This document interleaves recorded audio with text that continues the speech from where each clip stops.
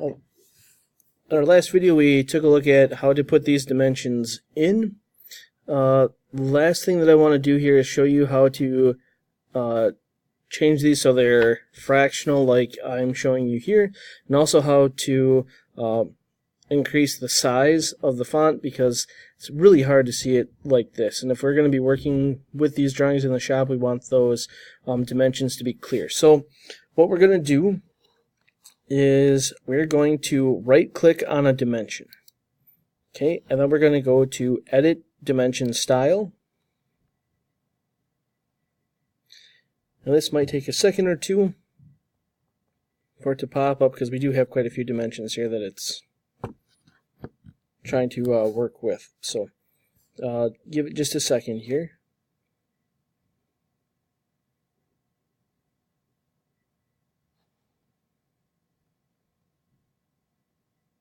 Alright, so originally yours are going to look like this, and our precision is going to be here. Alright, so what we're going to do first is change the format from decimals to fractions, and I prefer this dimension, the fraction diagonal. Horizontal works really well too.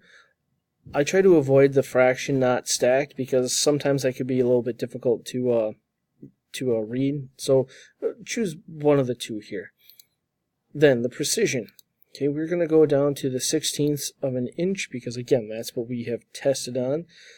So I'm going to expect that to be in 1/16 as well. Next, we're going to click on text.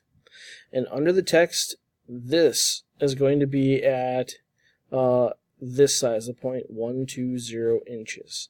Okay, change that to 0.240 inches.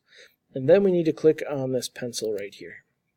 It's going to ask if we want to save the edits. Yes, we do. And then here where it says text height, we're going to change that again to the 0.240 inches. Once we have that, we can hit save and close. And now if you notice, our dimensions are quite a bit larger, a little bit easier for us to read and be able to see. Okay, at this point, file and save.